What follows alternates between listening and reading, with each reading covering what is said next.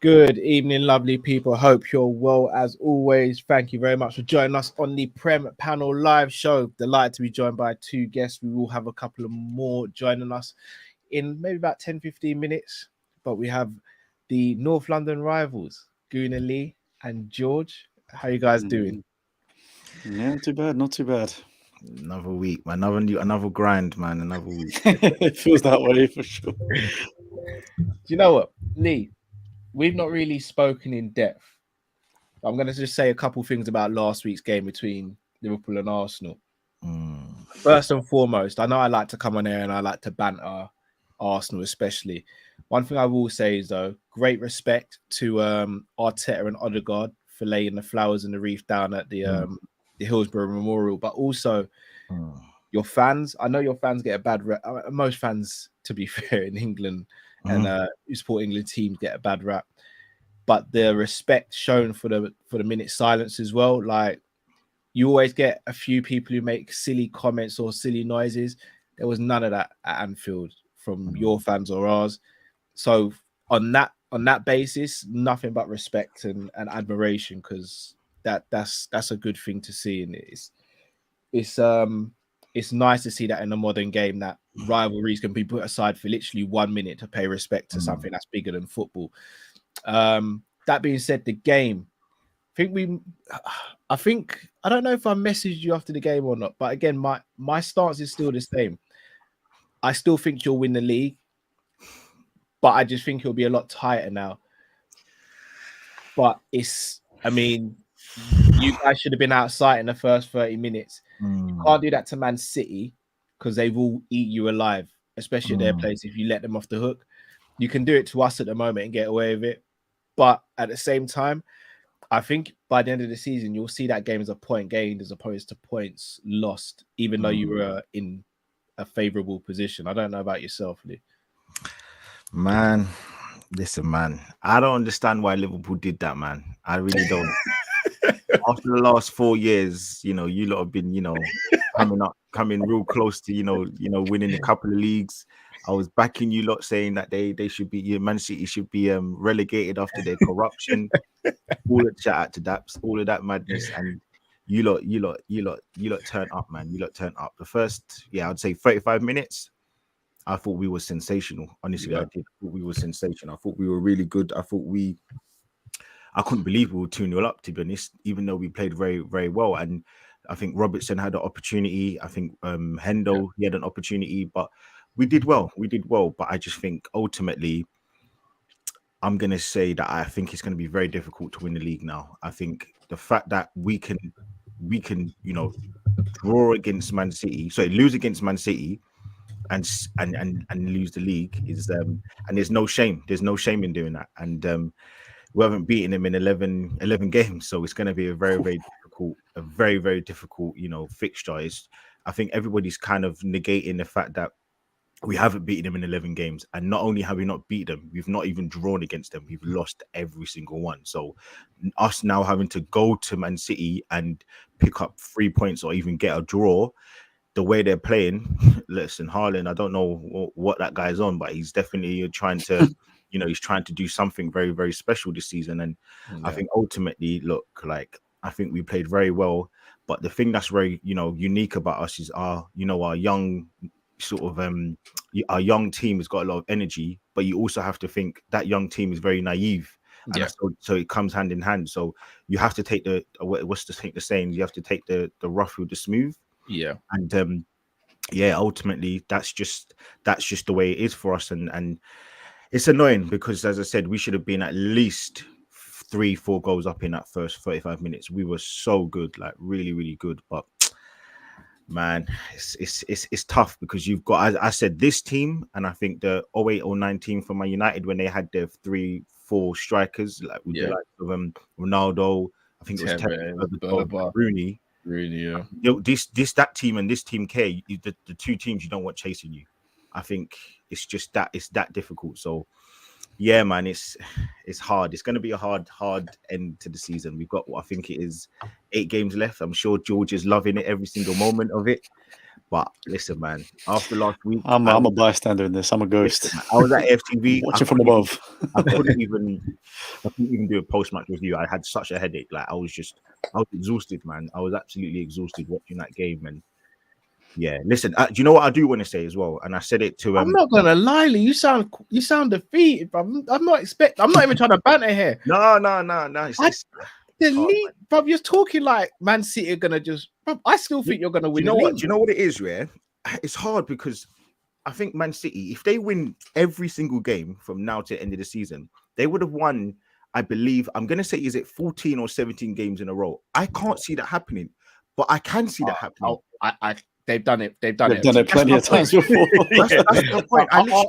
Arts Klopp, they've done it a few times. I'm like, can they actually win they've won, I think, 8 in a row so far, and then you're asking them to win another. I believe they've got 9 games left, so I'm sure it's 17 games. I'm sure it's 17 games they will win in a row if they win every single game. So I'm like, yo, that is mad. That is crazy, but it's Man City, and that's what I'm saying. You don't want to be chased by this Man City. You don't. And correct me if I'm wrong. They've got have they got like on paper an easier run into the end of the season as well? I think you guys still got a couple of tough. Listen, but again, on paper, £600 million Chelsea. They should. That's they true. Should be. That so true. you know, and I think they had them last day of the season as well. No. I think penultimate. They've got their hard games are Brentford on the last game. They've got, I believe, Chelsea at home. They've also got Everton away, and they've also got Brighton away. So. Okay, it's the Brighton away that I'm like, please, like Brighton, because Brighton can do bits, but they can also concede. And for me, it's Haaland, man. Haaland, that he's gone in for that Ballon d'Or, this year. If he can win in the Champions League and the Premier League, there's no other contender for me. Yeah, man. So it's very difficult because as Liverpool fans would know, man. And before I do want to move on, I do want to shout out Liverpool. I was chatting to Bajan Barge. He asked me to come on his channel. So big up, man. It was actually jokes. It was jokes. I went on his channel. And listen, I want to give props to Liverpool. I actually want to give props to Liverpool. I want to give props to Henderson because I thought Henderson was actually sensational. I want to give props to who was the other person I want to give props to? Oh, I want to give props to Trent in the second half. I thought he was absolutely that was different gravy. I want to give props to Klopp as well, because I think what he did in the second half was he actually did something which people have been speaking about for the last 18 months. He actually made some tactical changes. And that was a midfielder, right? Yeah, there you go. And the thing is, not only did he make those changes, but they were effective for the team. And we haven't seen that for a while. So I want to give props to them. And I also definitely want to give props to to Henderson, because ultimately, look, I think first half he was poor. Second half, he stepped up and he made Saka look like he was the little boy. And listen, I've been waxing lyrical about him all season, so I'm not gonna sit here and be shameless. So listen, man, it's I think Henderson was a shining light. I think he stepped up and he came up big. And I also, listen, people, I've been getting DMs all week. Mo Salah, you're the best in the Premier League, bro. You're the greatest ever. You're better than Henry. You're better than everybody. Listen, Mo Salah, if we win the league, Mo Salah. After all this Mo Salah, running down the ring. Salah, the Egyptian king. Mo Salah. Listen, man, people. Is this from the same guy that said that Shamak was better than Salah? This has got to be the most shameless thing I've ever seen on this channel. Listen, Mo Salah, you did your thing, my guy. You did your thing still. So thank you for that penalty, man. Thank you for the penalty still. So so on a serious note though, respect to the likes of Henderson. I thought, as I said, he turned up, man, big time. So fair play to him. Fair dues. George, in fact, no, I'm going to read this super chat and then come to you, George. Jay the Activist, Arsenal never helped us when we needed you. Remember 0809? Arsenal been doing that. Remember that, bruv? Remember what was it last season where we needed you to just take a point off City? Nada. I was just saying, look, the fact that they've taken, I think they've taken 2 other league titles off of you. You want someone else to, you want someone else to win it, but maybe not, man. Maybe you want us to suffer as well, man. I don't know. I think someone else does need to suffer so that we can all start banding together and get rid of this team. Yeah, they're turning into Thanos, man. But George, going to stay on the theme of Man City while I speak to you. One thing that's going under the radar, maybe because their fan base isn't as vocal as ours. And I look, I'm the most guilty of this from like end of January last year, right up until the last day of the season. I was screaming quad. I was screaming, Liverpool are going to win the quad. We're going to destroy football. Monts from Big Six Bands started calling Jurgen Klopp Jurgen Quad. Man City are in the running to potentially win a treble. I feel as though it's going under the radar. Do you think, especially after their performance in the Champions League the other night, do you think they'll do it? I think they will, you know. Like legit. I mean, I obviously there's given the rivalry, but either way, yeah. I've said that Man City, when it comes to the end of the season in the Prem, they're monsters, man. And I think, to be fair though, in that Bayern game, it was before the goals started coming in, it was quite end to end. I feel like Sane had a couple of chances that were just wide, but I don't know, man. There's just something about this. Haaland is just on another level. He's on a mission. He's proven it in all competitions, every league. This guy is actually legit superhuman, man. Said this. So I think this is, and bearing in mind, given what the other side of the bracket is in the Champions League as well, when you've got obviously AC are currently beating Napoli, Inter currently beating Benfica. To be honest, it doesn't matter who goes from that side. I think Man City could smoke any of them. Obviously, they still got okay, it looks like Bayern Munich fixture's done unless a catastrophe happens, but they've obviously probably got to get past Real Madrid in the next one. That will be tough. But if they do, man, I think that's almost a buy to a Champions League that the Klopp's been after for ages. So it's looking like it is, man. I can't lie. Yeah. I'm worried. But I don't think they'll win the treble simply because I still think Arsenal will win the league. But I think Arsenal scrape it. I'm talking about 1 or 2 points in it. I think Arsenal win the league. Do you think, because obviously it's a bit of a cliche thing to say, but do you think if it is the case that Man City are going to be in like the semi-final or the final, will they sort of put all their eggs in that basket and focus on that? Or is that just like, is Klopp just an absolute animal? Let me tell you something, yeah? And this is, and I'm sure everybody can agree as well. I think everybody can agree with me in this. When you're winning, when you're happy at your job, you don't mind getting in early. You don't mind staying late. You don't like, I can remember times when I've gone to a rave and I'm like, listen, if I'm going back to the same place, I want to get there straight as the door opens and I'm staying to the end. Like, just because I know it's good vibes there, it's a good time there. I think when you're playing and you're winning and they're winning like 4 goals every game, they're just scoring and breaking records. And they know that the likes of Haaland wants to keep getting these records and breaking, I believe, is it Mo Salah with 32 goals in the Premier League? Yeah. So I think all of those things are things that, you know, Man City are just thriving on. So they don't mind. Listen, they love the games. They love it. They love the hustle. They love the grind. They love it all. And listen, I saw a stat yesterday. I believe Man City have scored. They've won 24 games in the Champions League in a row. Even that, it's sickening me.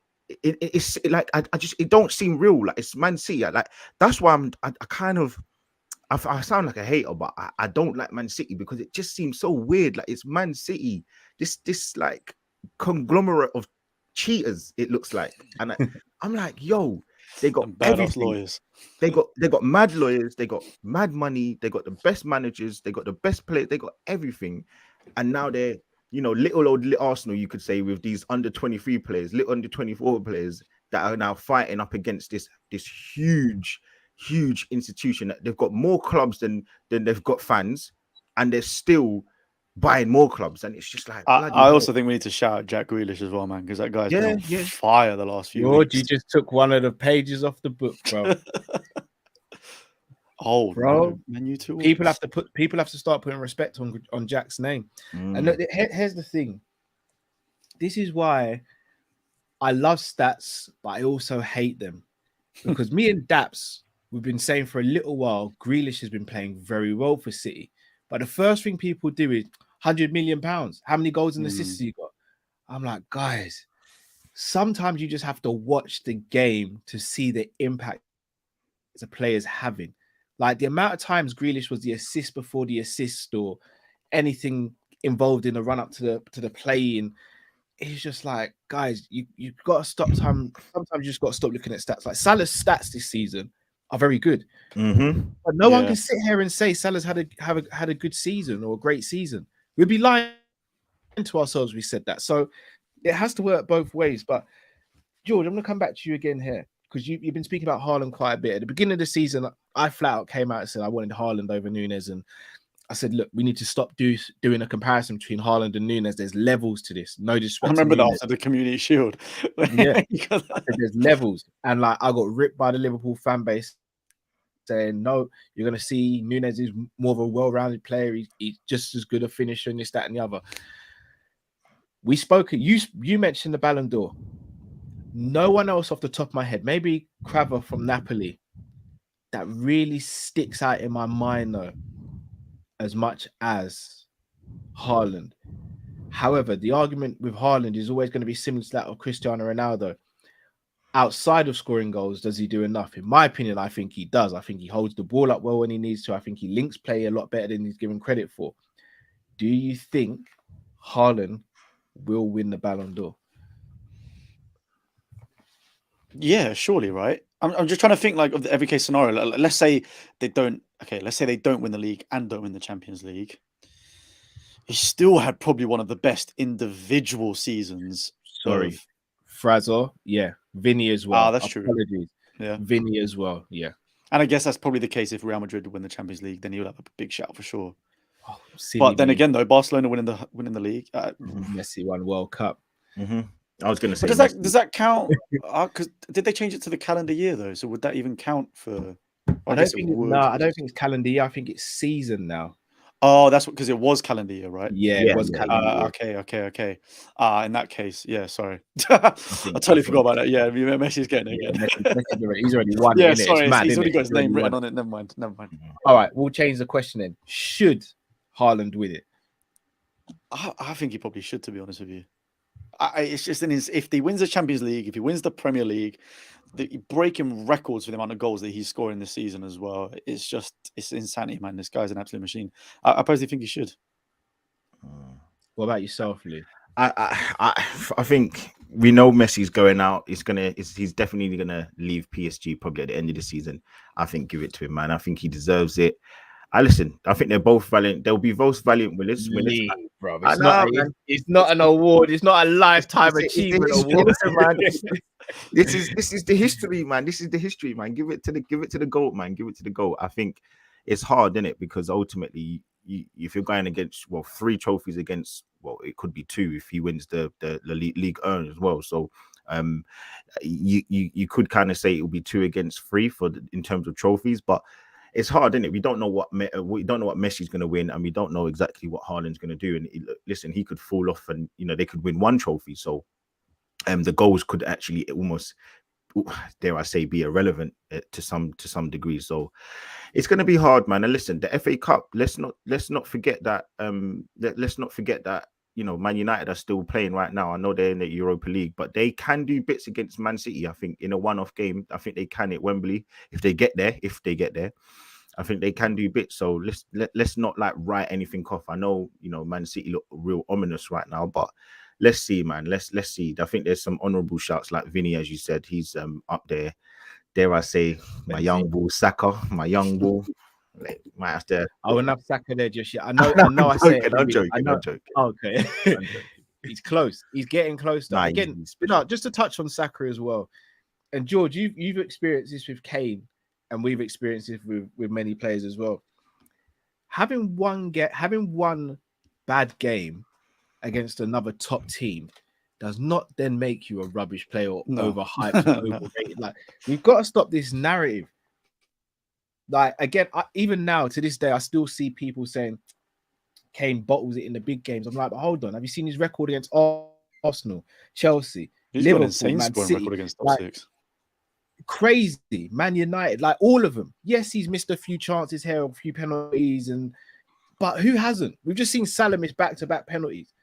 We've seen Salah miss chances. We've seen Mane, as much as we love Mane, we've seen him miss chances. We've seen all the greats. Henry in cup finals wasn't the greatest, but it seems as though the goalposts constantly get moved with this new generation of players. So when you watch Saka and you saw he wasn't having the greatest games, you saw the abuse he was getting, do you think that's something he just has to get used to, or do you think he'll just get to a point where it becomes nothing to him?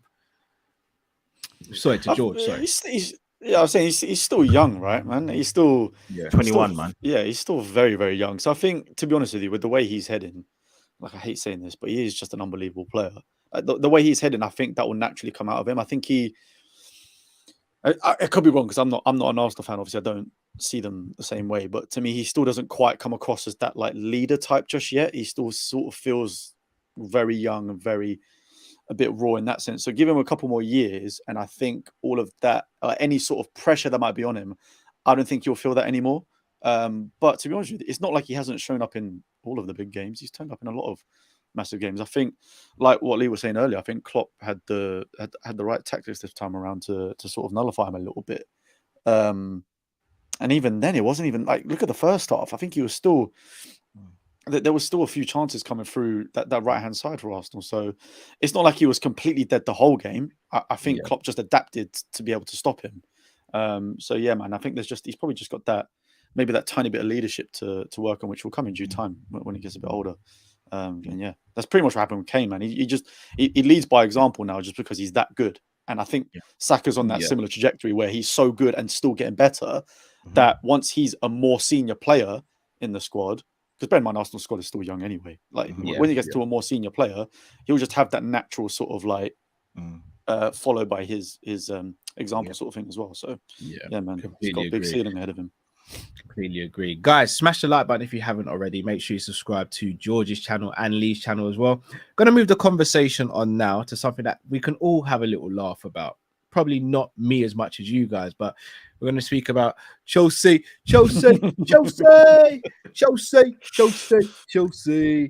Another loss.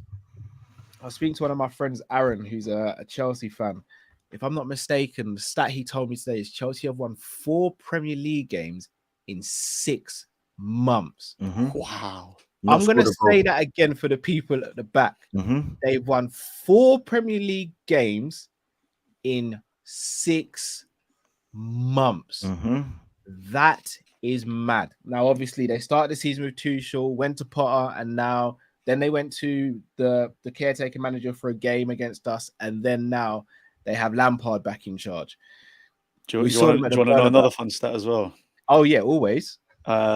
Super 100 million Mudryk has played for more managers at Chelsea than he has shots on target.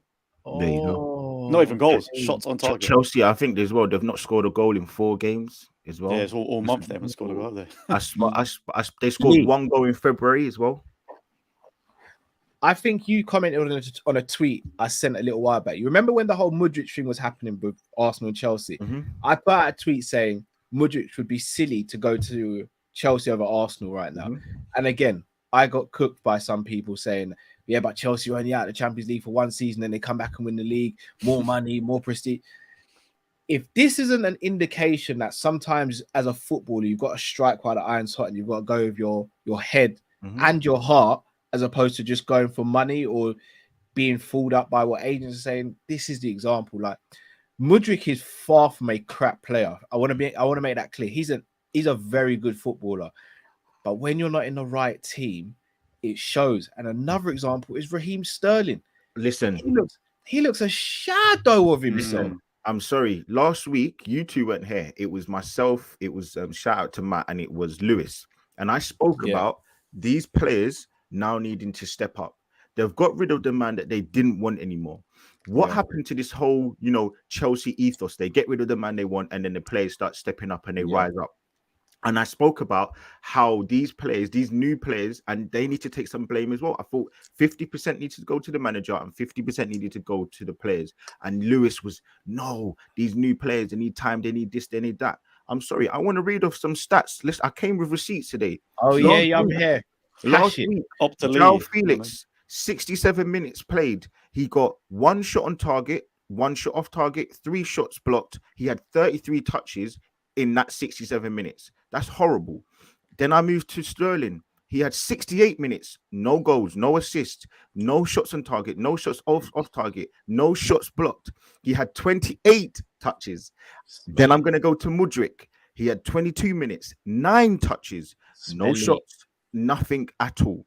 I'm sorry, but these players, now need to start taking a little bit more responsibility. Sterling needs to take some more responsibility. The guy's 29. Now look at how Jesus' impact and look at Sterling's impact, and they both left the same team at the same time. Sterling wanted to leave to go and do what? Get more playing time to be the man at that club. Can you rise, please? You'd also argue that Sterling was probably, he was the better player at the time, I'd say. There you go. The bigger name, better player. There you go. And listen, if we're going to talk on Chelsea, let's talk about yesterday. I'm sorry, but Callum, you need to go and speak to Reece James and get him on the same intermittent fasting that you're doing, because I'm seeing pure back fat. I'm seeing pure back fat on that brother. I'm like, yo, we need to stop this now. Like, he needs to get off that jelly bean diet because he is huge. And then we look at the likes of Felix. He is horrible, and they're giving him chance after chance. And I'm like, sometimes you look at a quality player, but they're nothing player. You're running down blind alleys. You're not confident. You don't score goals. I believe it's 11 games in a row that João Felix hasn't scored against Real Madrid. All right, let me pause you right there. Let me pause you right there.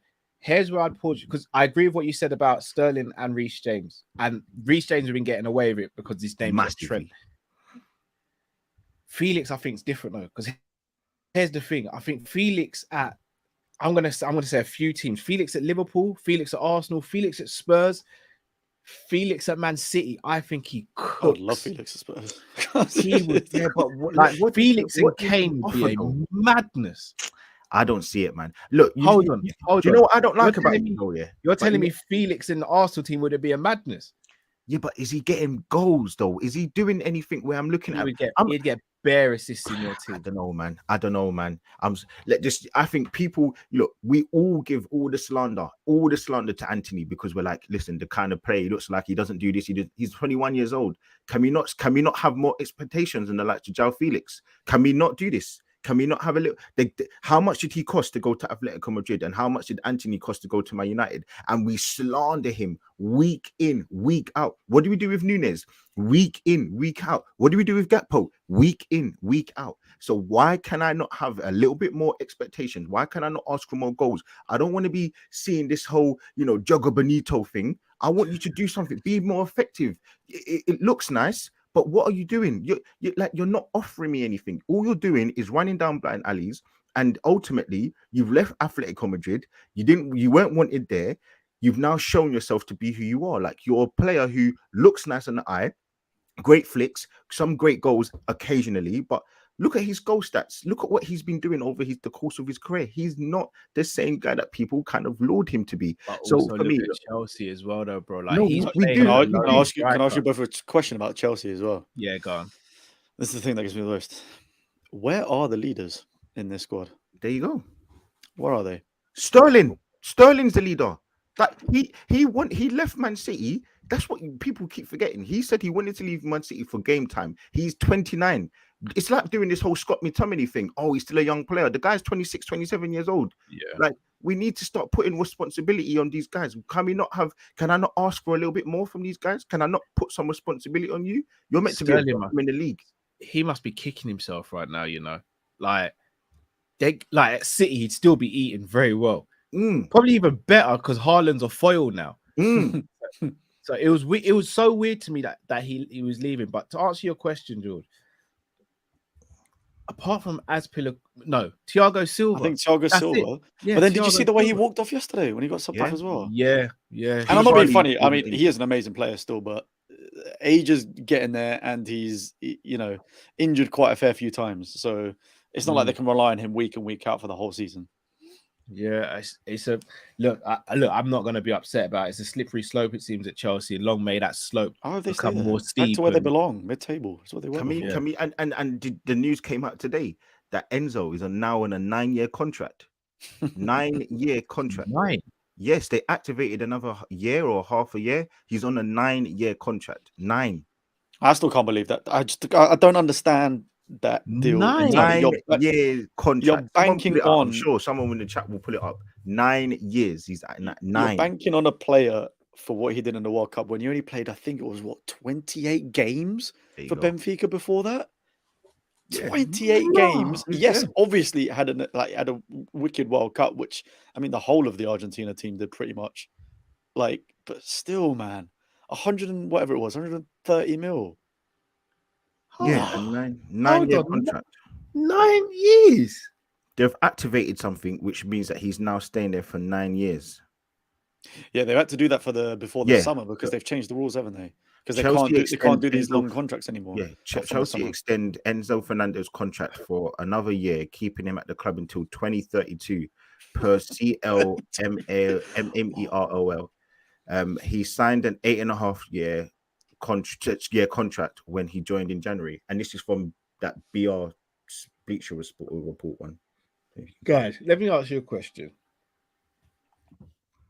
If your workplace turned around to you right now and says, we want to hang on to you, we like you, 6 years, you can't go anywhere though, unless we say you can go somewhere, wouldn't you be thinking to yourself, what are we doing here? Depends if they're offering me 500k a week or not. Yeah, all right, fair enough.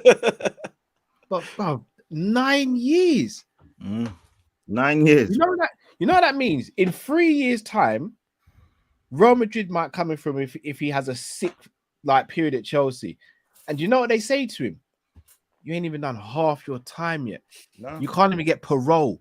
Nope. You can't get house arrest. They'll be asking for 400 million for him. Yeah, everyone keeps saying this death row thing. Even when you go to prison, you don't do your service. If you're behaving, no, they're saying Suge Knight, death row. Yeah, Suge Knight, but I'm like, even that, you get half the time if you behave yourself.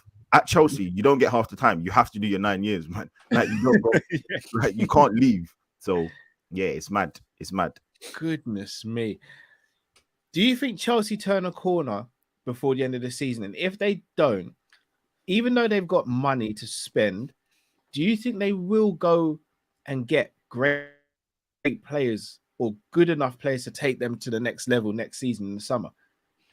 I think for me, in terms of the first bit about the season, I don't think they turn around before the end of the season because, and it sort of ties into the second part, the main thing is the strikers. Where are you going to get your goals from? I think that's the main thing is that they're relying on Havertz and pretty much just Havertz really. They're relying on Havertz to be this clinical striker. He's just not that sort of. He's not that sort of player, man. Yeah, he was brought in as pretty much an attacking midfielder, sort of centre forward.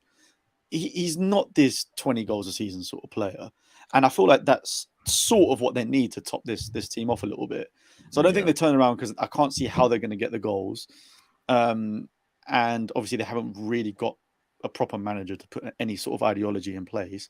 So then it comes down into the summer. Who are they going to get? Obviously Lukaku's coming back. In theory, he's coming back. Yeah. Will they keep him? I don't know. And Kuku's coming back again. He's not a striker. Yeah, he got a lot of goals for Leipzig last season, but I don't see him being that same sort of guy for Chelsea next season. He's just going to be another winger, probably to replace Mount in theory. So who are they going to get? Who's going to be that player? Because Lukaku's already flopped in that last year. Yeah, it's mad. So I think that's the biggest thing for me. I think if they can work out a way to find a good enough striker that is going to get those goals for them. And listen, Lukaku might be it. It just totally depends on who the manager is. But if it's not Lukaku, I don't know who else it is going to be.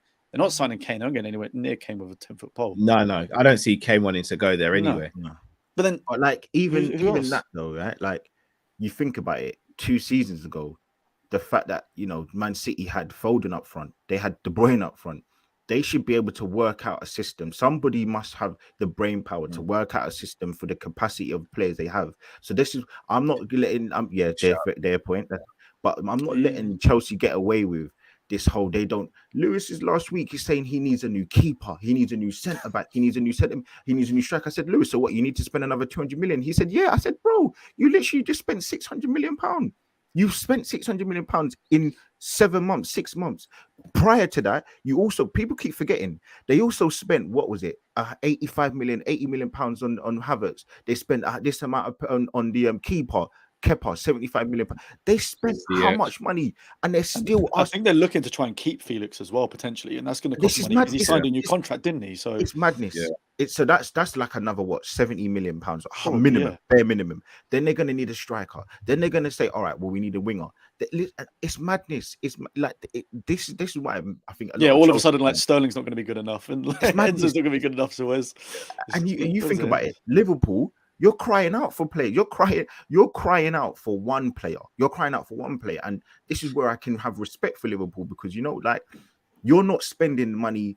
You're not asking to spend 400 million pounds from what I see, from what Liverpool fans are saying to me. I don't think Liverpool are asking for, the world. They're asking for a couple of players to, to beef up the midfield because it's clearly out of sorts. I can understand that. I can rock with that. Whereas with Chelsea, they're just like these little spoilt kids that constantly want more and more and more. And they get the McDonald's and then it's like they want more. They want Nando's and then they want KFC. I'm like, can we not like work with a little bit of capacity you got? You talk about Le Cobham. Can we not work with that? You got Leroy Cole. Hey, listen, they had that guy up front, Tammy Abraham. They got rid of him. You've Tomori. What's the other guy? That's what I'm about to say. Tomori. They've got Levi Colwood, and then they bought Fofana for £80 million. I'm like, can we not have a little bit of sensibility about this team? Can we not have something where we put it in place and say you have to work with the players? Can we not see a coach? Can we not see coaching? Is it? I don't know how to pronounce his name. Chukwuemeka from Aston Villa. Oh yeah, Chukwuemeka. I don't know how to pronounce his name. That's Carney. Yeah, they've got so much. They've got the Noni Madueke as well. Your ex guy. Yeah. We ain't seen. Can we not ask them to actually have a little bit of coaching? As I said, with Man City, bloated, but that's got to be the most bloated squad I've ever seen. They've got bloody Aubameyang. Okay, fine, whatever you want to say, but I'm just saying. I forgot about him as well. Can we not ask them to actually say, look, there's a bit of coaching that is needed. You've got all of this in front of you. Make something work. That's why it's like, I don't like Klopp as a person, but you can't fault him as a coach because ultimately he makes shit work with what he has. He tries anyway. He tries. Not this season, not this season, but over the span of his career, he has tried to make work with what he's got, and that's what made him so special because he worked and did more with less. Why is it that Chelsea need everything to be 100% correct for them and every single minute thing for them? Even Pep, he's playing with 4 centre-backs. He's got rid of Cancelo and he's still trying to make it work. Chelsea he's turned 2 of them into centre mids as well. There you go. By the looks of it. That's what annoys me about Chelsea. They just keep asking for more and more and more. They can't do anything different for themselves. I'm like, come on, man. No, I hear it. Right, people, smash the like button because we're about to bring in another member of the panel. I want you guys to stamp your feet, clap your hands, beat that drum. Hey! Hey, What are you saying, Cass? What's good? I turn off the light, the big light, man. I can't bother to even set up my shit properly. I don't want to swear because I don't want to demonetize the video, like or nothing. But I'm gonna try. Am I allowed or not? Probably not. Yeah, what? Yeah, if you can avoid, I'm just gonna do a Guna Lee. What? Boy, I switched off the TV and you guys were comfy. I don't even want to talk, bro. I'm just here to show face, innit? Listen, all you gotta say, Kaz, is I'm just here so I don't get fired, man. Marshawn Lynch. No fines. Marshawn Lynch, bro. That's all you gotta do. I just start, yeah. What do you guys want me to say, man? 1 hug, 2 hug, 3 hug, 4 hug, 5 hug, 6 hug, 7 hug. We're not even getting. Congratulations, George.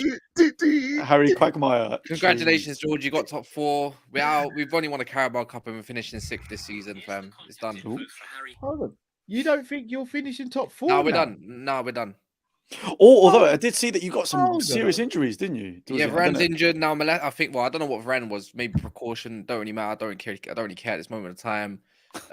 Martinez might be out for a whole year now, potentially. We don't know where it is. What happened? He might have ruptured his Achilles or something like that, his tendons and all that. So we don't know. We don't know. They just said don't put no pressure on your ankle, innit? Well, look, I know there's a rivalry, but I don't like to hear of injuries. And Rashford's out till Brighton game next week. And what's the last one? The last one, Shaw, he needs to come back. If there's any hope, Shaw has to go centre back. But that was a hamstring, though, right? So isn't that quite a few? Isn't it a few weeks? No. Shaw's thing is alright. He should be back. Okay.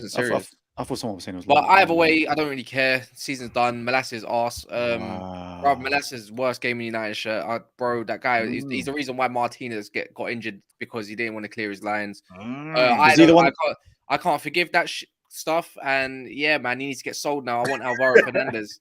Give me Alvaro Fernandez. Was he the first on goal? It was him. Yeah, it was him because he's arse. He's arse and cheap. Guys, can I ask you something? Because you conceded 2 own goals. Yeah, two they own goals. They didn't even score. They didn't even have a chance on goal. Let me put it like that. Kaz, you know what though? Like I heard a little quote from your captain the other day, and he said something along the lines of, every opportunity he gets to play, he puts. I'll be honest. Maguire didn't play bad. It was unfortunate that own goal, but I'll be in this. Malacia, that left hand side, Scamcho and Malacia, bro, that killed our game massively. That whole side was arse and cheeks, bro. But here we are. I'm telling you now for free, like. I don't know how we didn't kill that game of 5-0 in the first half. It's just whatever, innit? What's that saying? Rob your hands like Birdman. all of a sudden, there's hope. There's hope for me still. Listen, I said I want Spurs to get top 4. The reason why I want because I know they ain't going to do nothing with it, so they might as well get top 4, and then next season they'll still do the same crap.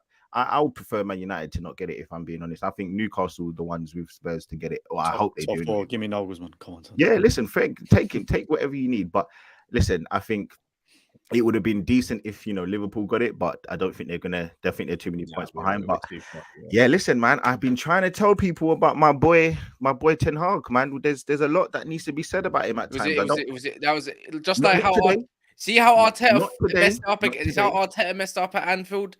That's exactly what Ten Hag did today with the subs. Exactly the same thing. I can understand taking Martial off. I can understand taking Sancho off. But the rest of them were not needed. I didn't need to... Well, Eriksen, I don't mind, but I didn't need to see Pelestri and another one put on top. We defended with 10 men in the end, basically, for about 10 minutes because we didn't have no more substitutes. Oh. So I didn't need to see Elanga come from. Just put Pelestri on. That done. Anthony was cooking today.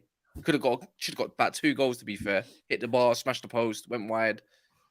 Other than that, Bruno's now suspended for the next game.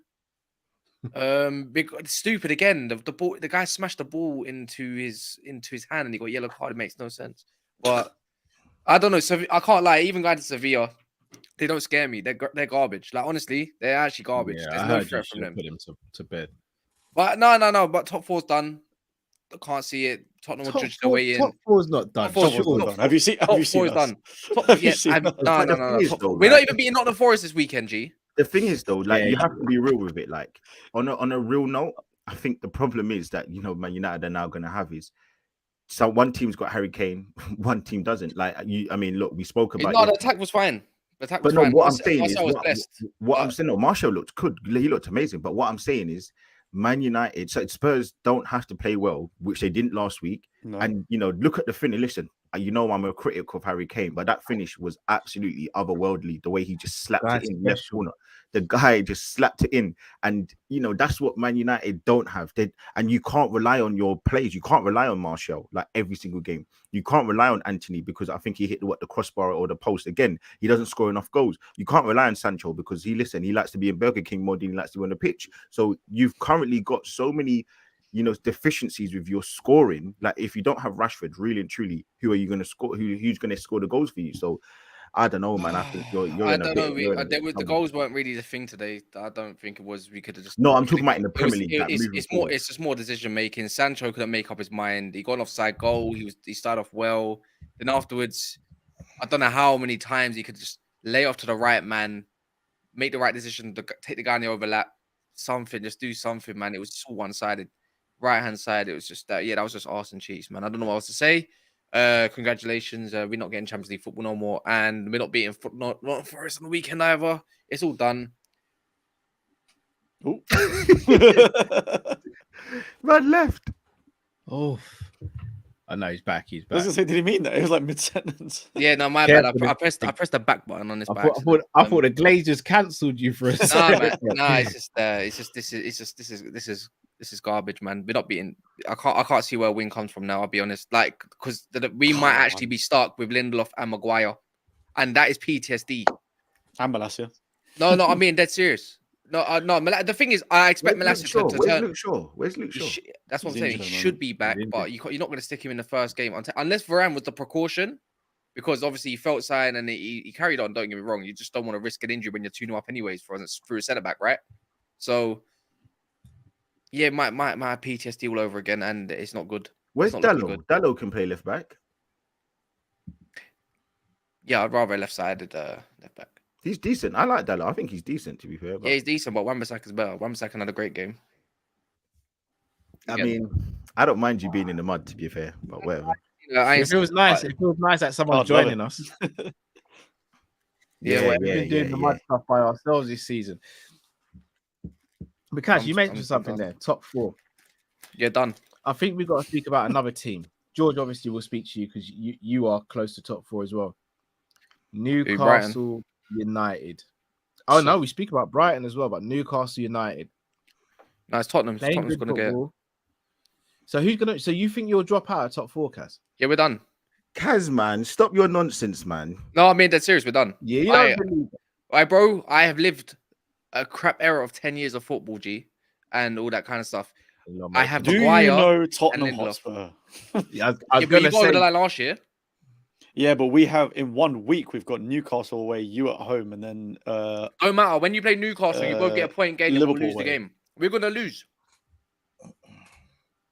I just know what Spurs are like, so I can't see us getting the point. Because we're 3 points behind, but you still got a game in hand. Newcastle still got a game in hand. We got Brighton next weekend. We're done. We've got to play you both. The end of April is the decider for us. That week where we've got Newcastle. We'll still beat you. Don't get me wrong. We'll beat Tottenham, but everybody else we won't. But then we can't catch you then. You'll win around you. We'll still smoke you by everyone else. Nah. So wait, hold on. So you're saying that because you've lost out on your 2 centre backs, and no Rashford, he's not out forever. He's only out for like 3 games. We'll just concede we're going to concede bare goals, G. Don't worry. Yeah, but Spurs concede loads of goals, Newcastle. I think Newcastle are shooing. We got West Ham away, and without that defense, I just see bully Antonio. West Ham are crap, you know. Yeah, and when they need those points, they're gonna show up because it's Man United. People like to show up against Man United just because of the name. No, West Ham are bad, bro. It was. Bro, they lost 4-1 to Newcastle away, and they were at home. West Ham are in a bad way. It depends on Luke Shaw. Luke Shaw comes back. I don't mind seeing a Luke Shaw and a Varane partnership or something like that. I can live with that all day long. I saw it against Barcelona. It was comfortable. Malacia I don't as believe well. You, man.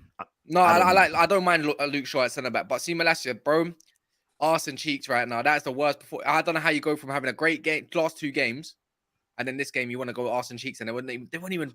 But don't you think you're overreacting? You beat Everton with Scott McTominay, bro. Come on, man. I don't care. Everton they had no decor and they have no striker. It's easy for a centre mid to have a good game.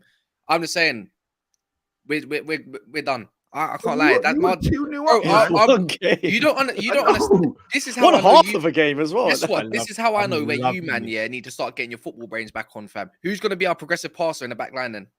Casemiro, Ericsson. You changed. Let me ask you. I'm going to ask you once again. Who's going to be our progressive passer in the back line going to any of the DMs and that? Harry Maguire. He can pass. Don't joke. He can pass. There's a reason why De Gea doesn't pass to Maguire no more. G. There is still. All right, Kaz. To answer your question, you change tactics instead of going through a progressive midfield passer. What you do is you play short into Casemiro, and Casemiro then has to have an onus to get the ball to an Ericsson. And then when we get pressed under pressure, when like Martinez usually gets us out of because of Varane with one of his dribbles, what then? You go to the goalkeeper. And did none of you witness Brentford at the start of the season? Yeah, bro, that was 8 months ago, man. Yeah, but that was the start of the season. Probably the start of the season, we beat Bournemouth 9-0, bro. Man said Casemiro can play centre back. Don't even piss me off, man. Then who played? No, I didn't say centre back. No, him, SG, man. Oh. Don't get on my nerves. No, he needs to take that Rodri role. No, honestly, I'll just play counter-attacker football for the rest of the season. That's it. No, bro, you're too defeatist, man. No. See this. If you're not a United fan, you won't understand. Clearly, I don't understand. Listen. So where do you think you'll finish then, Cass? 6th. Oh, right, so who finishes? So us and Brighton ahead of you. Brighton's got to play us. Brighton's got to play us. They'll be us. If they got, so Spurs and Brighton finish ahead of you, in your opinion. Lee, who gets top 4? Because I think Newcastle are in. obviously you and City are. Who gets that 4th spot? To be fair, I'm putting the pressure on Man United. They kept talking about Ten Hag. He's the Messiah. He's going to change. Listen, I thought Eric's the title race not too long ago. Listen, do you know? To be fair to Kaz didn't say that, but a lot of Man United fans But did. listen, Callum, help me out. Were they not saying that era's come to an end? Were they not saying that Liverpool's era comes to, and it's now Man United's era? So Man United are getting top 4 because they've spent 200 and something million. Get him, Lee. You usually get our team. Get him, Lee. Listen, they've spent 200 and something million pounds. Apparently, you've got the new Pep. He's the Messiah. You've got all of these, new players. You've got Rashford, who's apparently world class, Ballon d'Or. He's better than Mbappe. We don't have him, bro. You've got we don't have him. We don't have him. He's not out for the season. You've got. We don't know that. We actually don't know if he's going to be back in time. But it looks like he will be back at some point in the season. The probability of you not getting top 4 is lower because we think about the other teams that are around, the Brightons, who are a little bit inconsistent at this moment in time, Spurs, who we know that can concede goals. So really and truly, you've been in top 4 for the last, how many months? You can't now say that you're not getting top 4 because you've lost a few players. Because as Callum so rightly said... Man said a few players. We're missing 7 starters now. No, hold on. But hold on. But wait, can I just say... Wait, hold on. Don't let me do this. When Liverpool would lost all their centre-backs, they lost every single centre-back. They were playing with a guy that looks like a giraffe and another guy that doesn't even play now for them. Liverpool Lee's back. I'm not letting you get away with this slander. You've got Harry Maguire, who's a world-class keeper. No, he's not. Whoa. You've got De Gea. No one said apparently. Rephrase that. Hold on. You've got the keeper. Rephrase it. Wait, hold on. You've got rephrase it. You've got a keeper that's got the most clean sheets in Premier League history. Am I not wrong? You've got the best right back, one of the best right backs. You've got, hold on, let's not forget Casemiro, Champions League Casemiro. You've got Eriksen, Spurs, and you took them under their wing. So look, I'm now saying, perfect. Wait, hold on. Let's now look at the top. You've got this guy who's got, I believe, a Ballon d'Or clause in his contract in the likes of Martial. This same Martial. Okay, so for me, I'm saying 110% Man United. And let's not forget Anthony. Let's not listen. By the way, I can't even lie. Yeah. I haven't listened. I haven't listened to a single word, bro. I was thinking of my soundboard. Listen, Anthony, rise. This is your time. Show who you are. Please show who you are. Step to the table. Can I ask? I don't know, man. Can I ask Mr. Ten Hag? We'll wait on Lisandro Martin. Hopefully, his ankle just popped out of place or something like a dislocation or something like that, and hopefully it's nothing that much. But bro, he's a big piece. He's a massive piece to our back line, man. I don't care about Varane. I can live with Lisandro and Maguire or Lindelof too much, but Lisandro is the guy to pick it up, man. The hair can't kick a ball. Yeah, man. I don't know what else you want me to say, really. Yeah, no, we got a midfield and attack back pretty much. Yeah, great, but man, like Fergie says, man, attack wins you games, defense wins you titles, G. And if you can't even get with a line because you're afraid of a last-minute winner because you're 2-1 up, I ain't gonna be confident with Lindelof and Maguire unless they have a purple patch. That's it. Lee, I'm proud of you, man. Listen, I just want the manager who said that Liverpool's era is come to an end to show me something different. That's all I remember. He said that Liverpool seasons and eras come to an end. So apparently this is Man United's time to shine. Please rise and shine. It's probably Man United's best chance when we're more under the cosh anyways. Like, you're not expected to do anything as much. Then we perform somehow. Every single person has said, everybody keeps saying, hold on a second, this is Arsenal's best chance to win the league. Isn't this your best chance to get top 4? Please deliver. Bro. Deliver. But it's not about us delivering. You've had your manager.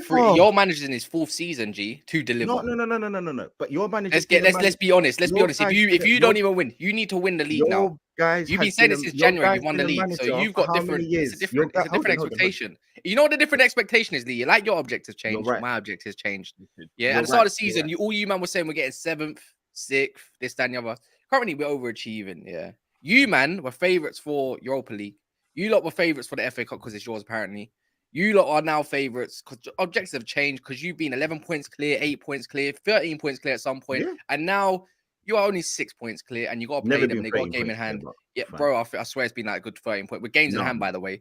So anything, you've had so many points in charge, Lee, and you've been screaming with a gal, with the rest of them, with the rest of the crew. We're winning the league. So winning the league, Lee. So with your name involved in it, Okay, you cool. need to go do it. Just like me bowling today, you man also bowled it.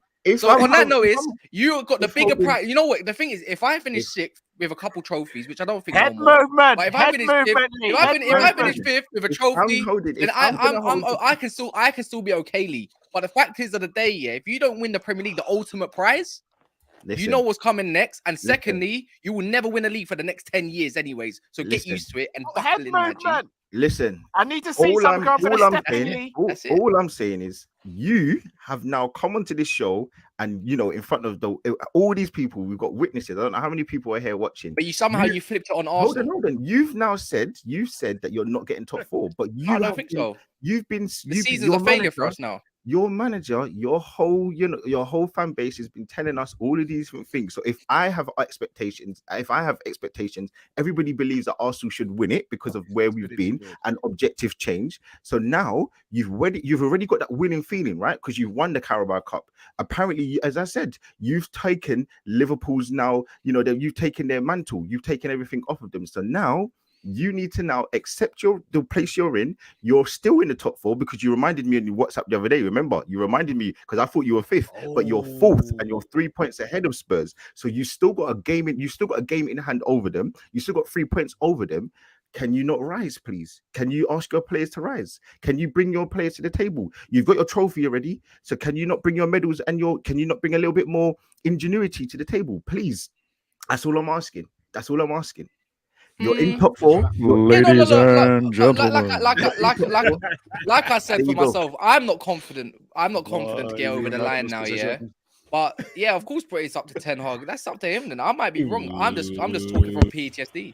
So I don't know, but apparently, and I don't know if you guys can confirm, there's a player that plays for Man United who's got a Ballon d'Or clause in his contract. That must mean that he's got quality. So can we ask him to score goals? Yeah, we'll see against Nottingham Forest and go from there. And then obviously Brighton and Sevilla. The thing is, I can't lie, I'm not really afraid of Sevilla at Spain, if I'm being totally honest, because they're gonna have to go for it more than we're gonna have to go for it because they're the home tie, innit? But the crowd will be up for it. And if we go with the line, then my confidence next week might be back. It might be back, but right now it's in the mud. We'll go on Sunday, we'll go on Thursday, and we'll go from there and see how it looks. And we'll obviously news. I don't know when would we find out. Probably everyone has press conferences. What, Friday, Saturday for their team? Friday's tomorrow. So maybe tomorrow, but I don't think we're gonna get a major update because it takes 24 hours to get a proper scan and all that stuff. Yada yada yada. Yeah, we'll see. I've just managed to find some footage of Man United's season. So it's a bridge. Just goes around the corner. Walking on the fighting side of me. Robert, that don't look like it. It don't. It don't go down. Robert, it goes down. No, it don't. It do go down. Oh! Don't. Please, Robert, please don't do that. What the? Listen, man, that is a classic one still. George, I'm going to come to you now. We've just been sitting and just watching the fun unfold. You're the other team in this top four race. I know I'm shameless. I'm not going to be too shameless. We're at the top four race now.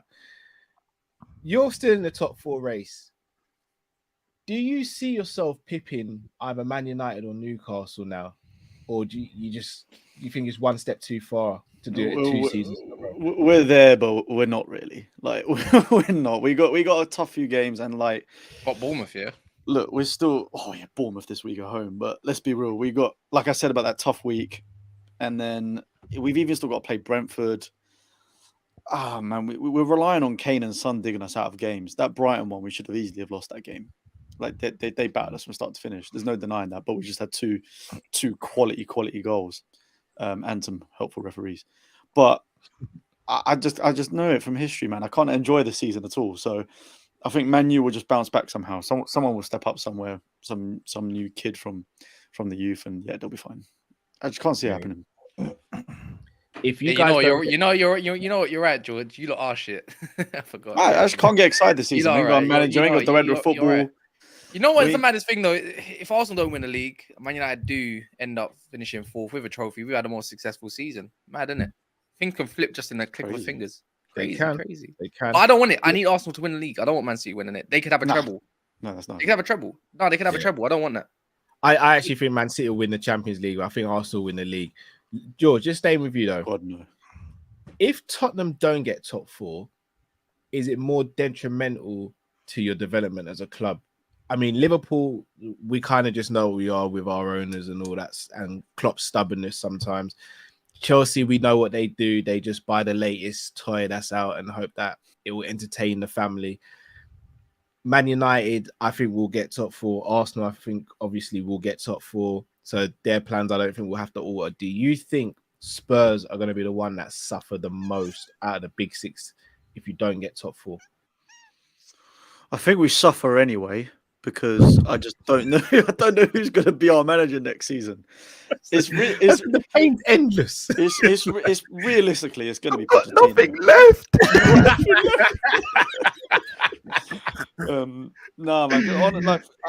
The main thing will be about whether Kane stays or goes, because I think if Man U get top 4 over us, I think that's all but guaranteed that Kane goes there, because I think that he's probably going to be their favoured choice for striker as well.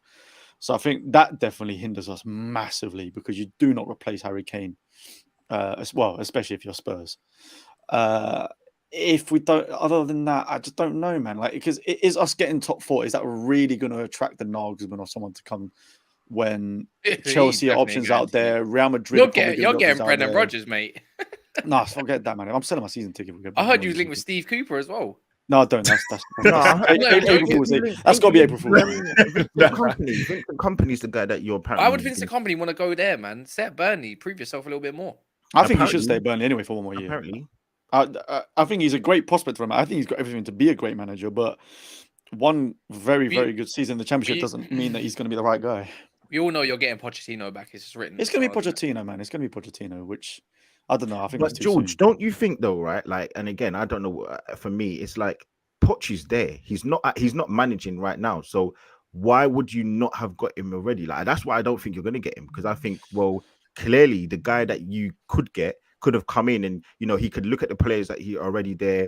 He can then decide who he wants. If he wants the, you know, Jed Spence, or he wants the He would love Jed Spence. the Emerson or whatever it is. But like, I mean, keep them. Like, I know, but that's what I'm saying. You would have a little bit more time to assess your squad, assess the young players in the team, etc., etc. I heard there's this youngster that you've got, a winger who looks quite exciting from your youth team. Mundle. He's Mundle, yeah. So like quality this year. Like that's what I'm saying. Like, for me, it's like, if you were going to get Poch, he would have been here already. Whereas, like, you know, it doesn't make sense. So I don't think you're going to get him. I think you're trying to go for one of the big boys. But I think logic would say that, but I think for some reason a lot of managers just like to have a just completely fresh start in a preseason. Like, they'll know where the club's at in terms of where we finished, and the feelings of players. Then it's a weird one. Oh, come on down. Yeah, I think you're right, though. I think we are waiting for summer, mainly because I think we're targeting the likes of De Zerbi, and his clause doesn't start until the summer. Obviously, Nagelsmann will be a number one choice, but that's almost like out of reach anyway. But yeah, I think you're right in the sense we're trying to wait for a bigger fish. And there are reports saying that Poch isn't one of our favourite choices, which I do find a bit odd given our current situation. I just don't really like any of the other options. I quite like Amarin from Sporting. Again, he's got like a 20 million release clause in the summer. I think we're just waiting, to be honest with you. I think there's 8-9 games left of the season. I don't think there's any real decision to be made right now. Poch's mates have been teasing us in his tweet. I don't know if you saw that Jesus Perez tweeted a photo of him doing some football research while in Spain. And he had a tab open on the Daily Mail that said, "Why would any manager join Spurs?" Another one was the Premier League end of season predictor, and then one more was the transfer market profile of our performance analyst or something like that. So I don't know if they're like teasing the fact that they might be on their way in, or if it's just or they're just trolling. But yeah, I don't know, man. Who? Jesus Perez. Isn't that your number two? The number two for Poch. Poch's assistant goes everywhere with him. Who's Jesus? Jesus Perez. But who do you want though? Like, because my cousin is a Spurs fan. I mean, I don't like saying he's my cousin because he's. He wants the what's his name? Michael Carrick. No, he wants Carrick. No. Stay. No, leave our players alone. He left your club for a reason to come to us. Do you know what though? Like, it's so mad because I forgot that he actually played for Spurs. I literally totally. It was years ago. Yeah, I know, but like my thing is like it's the same thing like Arteta, where like he played for us a couple of years ago, but he was club captain at some stage. Like, he did help us to beat Man City. He was in the last team to beat Man City and Liverpool, funnily enough. So like, there is a little bit of history there. And I think for him, he looks at what he's done at Middlesbrough, and I think I don't know, he just likes to fit. I don't really, I'm not really too bothered about who goes there. Go get Xabi Alonso or something like that, man. Leave our guys alone. I'm not trying to have a Man United Tottenham bromance because they got one of our legends of the club and all that kind of. Nah, leave him alone, man. I don't even think I'd want him right now anyway. I think that's the me with all this like company and Carrick and stuff. I think I want them to pass the Lampard test first and the Gerrard test first. I want to see how they do in the Prem. I want to see how they get on. Like, I no doubt they can be great managers, but as much as you can banter about us not winning anything, to try it's because of our expectations that I think that step up will be too high to come to Spurs right now. So look at Company, for example. I think Company, unbelievable season with Burnley in the Championship, but he had a terrible time at Anderlecht. I think he was averaging like 0.7 points per game, or something low. It was crap, and that was at Anderlecht as well. I know it was his first gig, but and just for him personally, why would he then make the massive jump up? Well, to be fair, Anderlecht continues to drop. Anderlecht they're still garbage. Like, that club's been going downhill for a minute. Yeah, that's fair enough. But like, what I'm saying is, it's more about the expectations of the club, right? Like, Burnley's objectives next year will be: can we stay in the Prem? Can we get to around about 15th in the league? Whereas, we may not. Like, obviously, we haven't won anything in ages, but our expectation is to be getting in the Champions League, is to be trying to get to a final of an FA Cup or this, that, and the other. And I just don't know if that's a bit too soon for that sort of manager. But I do want us to go for a profile of a manager that we can. Go get Unai. I think you should go get Unai Emery. I'll be honest. It's not. He had a torrid time. He had a torrid time at Arsenal. They don't respect him anyways. Who cares? He actually wins. He's a cup manager. And he clearly gives. I think he'd be a good suit for Tottenham. No, I think I don't even know. It depends. Again, the problem is the whole club's just a shambles because our recruitment is dead. Like, it's just crap. So it's then, are we going to buy the right players to play that certain manager? Gerrard. Because if Amorim at Sporting, we've probably got the best players suited for his system, but he plays a lot better attacking football from a 3 at the back compared to the likes of Conte, whereas his is 3 at the back but defensive, but his is the other way around. So we've got the wing back suited. Oh, thank fuck. So Martinez, sorry for swearing, I apologize. Martinez, Eric Ten Hag said, I cannot tell where it is, but it's not the Achilles. It's just the area. Damn. Good. Who just said damn? Who just said damn? You know what? Listen. Kane hasn't. What, Arsenal, yeah? No, I didn't. All right, cool. I hope Saliba's out for the rest of the season. You know what, man? Lee is the reason. Lee is one reason why I cannot stand Arsenal, bro. I can't even stand it. I didn't even say anything. Here's the agenda. Wow, we're meant to be brothers. We ain't brothers no more. I take that. I see your necklace. It was George, Whatever, man. From the shadows. George, you mentioned about bad recruitment, so I think it's only fair I ask you guys as non-Liverpool fans, because we've gone on about it, whether it be this channel, Monster on Big Six Bants, Don Sam, Redmen TV, everyone who's a Liverpool fan has spoken about this. Lee, I'm going to start with you this time. Jude Bellingham news came out. What's your thoughts on it? Do you know what? I'm going to say something, and I can't believe I'm saying it. I feel sorry for Liverpool fans. I actually do. I genuinely do. I think your owners are taking the absolute biscuit out of you lot. They're taking the mick, man. Like, the fact that you've been promised these players for the last 3-4 years, the Mbappe 2021, 2022, 2023, 2024, you got told at the start of November that the club was up for sale. Now they're looking for investors. You come to this point where the like you've been promised Bellingham for 2 seasons. You didn't, you haven't spent the money that you've earned, and the profit that you've made, and now you're in a position where you've been personally, like, all your players have been bum chumming this guy, like going on dates with him, going out to taking pictures of him with England, and all of these things with Henderson, the club captain, and Trent, and going to the Chris Brown concert, and all of these little signs. Apparently his dad wants them to go to Liverpool, and all of these things, and now it looks like you're not going to get him. I do feel sorry for Liverpool, like I do, because ultimately Liverpool shouldn't be in a position where you can't replace 3 players. And as I said earlier on, if Liverpool fans seem to be asking for unrealistic players, I could probably get it. I could understand. I'm like, okay, come on, like, this is not the Liverpool model, but you ain't even asking for nothing crazy, bro. You're asking for Bellingham. Okay, fine, he's 100 million. No, I am this summer. I'm asking for crazy this summer. Okay, fine, this summer. But look, how many years have they been there? They've been there, what, 7-8 years? Like, in 7 FSG. Yeah, FSG. How long they been there? Like 12 years.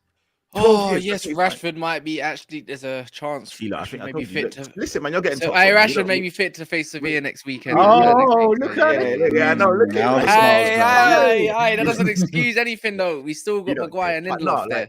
I think for Liverpool, I feel sorry for them only because, as I said, look, you've been there. If you're telling me that these owners have been there 12 years, and you're asking only after 12 years for a bit of money, like hardcore money to be spent, I don't think that's unfair. I don't think that's unrealistic. And look, like, you're as I said, your midfield is clearly, got some deficiencies. I think also you do need to think about some of the players that you have brought in. I don't really think they're, of quality. I don't know why you bought Gakpo. I don't understand why you spent that money. Can you say his name properly, please? Come on, man. I'm not doing that. But I'm not doing that. But like that so it kind of is a double-edged sword. So you can say that some of the recruitment does look a bit funky. Harvey Elliott, another one that I would probably put up for sale. But look, for me, yeah, I do feel a bit sorry for Liverpool. So hopefully, look, apparently you're getting 2 to 3 midfielders, but Jude Bellingham's not going to be one, and you're not probably in a position to get a title maybe at this time. So maybe he's the cherry on top. So if he's the cherry on top, you're not in a position to get. I think, listen, he should be looking at a club like Arsenal. I really do. I honestly do. But listen, people are going to laugh at me, but you look at the status of the team now, you look at what we're spending, you look at the position that we need. He can take that left 8 role perfectly. I think it will be a perfect fit, and he'll get absolutely, like the coaching from a top coach. Whatever you want to say about Arteta, he's a top coach. So, yeah, I think those are the kind of. That's horrible. He was just said that. Sorry, I was reading some of the comments. The fear Gakpo, the new false 9. Please tell me. People just make up positions for players that they can't even do the role. If Jesus' definition of a false 9, which he is, what the hell is Gakpo then? Gakpo don't even know if he's a left wing or a striker. I think Gakpo works better in a 2-man strike partnership than anything else. I don't even think he was bad. I don't even think he was bad, honestly. Technical abilities, back to goal form. He can't do the false 9. He can't do the Bobby Firmino. That's the level. That's the levels. Bobby Firmino is the true false 9. Jesus at number 9. Obviously, Messi probably one of the first to do it in the modern era, you could say as well. No, but you have to be fair though, man. Martial can do that role. I think with Gakpo though, listen. I saw him. I literally watched that game on Sunday, and I listen. I'm not saying he had the best game, but I did see him be effective. I did see parts of his game, and I'm like, you know what? I can see you cooking a little bit. I can see you're doing a little bit something. And listen, I'm not saying he's going to be the perfect model, but sometimes, you don't have to, you can't always compare him to the likes of, Jesus and the likes of Firmino. He's his own player. He's his own man. Let him have his. They play 2 different roles as well. This is what I mean about when Man United fans are screaming for Bruno. Bruno can't play back to goal. If Bruno can't play back to goal and he can't really see what's behind him, how the hell is he ever going to play a false 9? Let him have a chance, though. Let him have a chance to develop and grow, bro.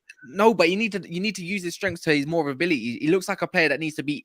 Not his back to goal. He needs to be facing the goal. But hold on, Kaz. Wait, Kaz. Let me just say one thing to you though. If you had one manager in the league to trust to change a man's position and try and get a bit more out of him, not Klopp. Oh, come on, that's crazy. No, not Klopp, G. Nah, you're That's you're a Klopp. hater, bro. No, I wouldn't say that. You're a hater. You're a hater. You're a hater. You know what it is? Gakpo is 23 years old, yeah, and he's going on to be 24 what? years old. The way you're gonna change a man's position, his whole experience, yeah. So? By the way, for me, you can disagree with me. I'm not saying he's a bad player, bro. I know he's decent in it. Like he's not awful. But the way he's playing, you're trying to make a player who hasn't got that skill category, anyways, in the first place. His hold. Wait. His hold up play isn't his strength. Yeah, it's not. His vision is not his strength. His directness is his strength, and his ability to strike the ball. You could actually say he's more of like a B-Tech version of Rashford currently, right? That's his good. Not really that great at football, but he has his moments where he hits the back of the net. That's what he's good at. Why would you give him? Why would you give him a chance? But Klopp's role, Klopp's thing is tried to play him there this season. Oh no. Okay, no, but I'm saying, okay, let Klopp at least let him make a mistake, bro. You can't make a mistake. He's made mistakes. No, but I'm saying, look, the guy came did he not come in January, bro? Yeah, he did. But when you get a player, you buy a player to use him towards his strengths, and maybe if there is a bit more, you got to look at a player's intelligence, yeah. And I'm not. This is not slander towards the player. But if I'm buying a player, it's because I'm buying him to use him for his strengths. And at the time, Luis Diaz was out and they needed a direct player. Right, and he was hoping Gakpo was going to do that. He was a 10 at Newcastle and when he was at final, the whatever PSV. Who? Now, then what did he do? Genie Wijnaldum. Before he was at Liverpool, he was a 10. He was banging in goals, getting forward. And then what did he do? He became more of a box to box kind of. Yeah, but he's more of an intelligent player. But it's easy to see. Centre mids are intelligent. Centre mids see the game differently from the rest of the squad. By the way, they have a different picture in their head. They are more intelligent. Most centre mids can do a 6. Most 8 can do the job of a 10 or do the job of a 6. Okay, but my last point I'm going to say. My last point I'm going to say is Klopp not allowed from January to the end of the season to say, do you know what? I want to see. You're saying you mean to experiment? Yeah, I think he should have that chance. But you know what? But then the only thing is there, yeah. You're at risk a little bit because I'm not being funny. Liverpool, not even in any sort of European football, is just weird. So I think even for themselves, they need to get for a spot. The thing is, Klopp doesn't have time to experiment because he's under the cosh right now. His job is on the line. Nah, he's not, man. You don't crazy. No, but it is though. He needs to prove to himself. He needs to prove to himself and the dressing room that he can still do this. Paz, you're talking to me here, bro. If I'm being honest, I would literally, if it was me, first thing I'm providing is some stability at the back. I would go 3 at the back. I've been saying it for time. Do a 3-4-3, maybe. You know what I mean? You know what I mean? If he wants to do experiment, but you're talking about experimentation. That's my experimentation. Give Trent some free.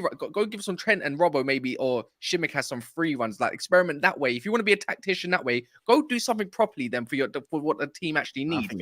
He's tried to. The thing is though, he's tried to play Gakpo up front. He's tried to play Salah up front, which did work by the way. He has tried so many different things. Why is it only now that we said, why should we give him the rest of the season to go and he's been experimenting, he's been trying to find formulas and trying to work against. Luckily now they don't have no big 6 games. But I would say Liverpool look the best in big 6 games, if I'm being honest. It's the smaller size. How can you break them down?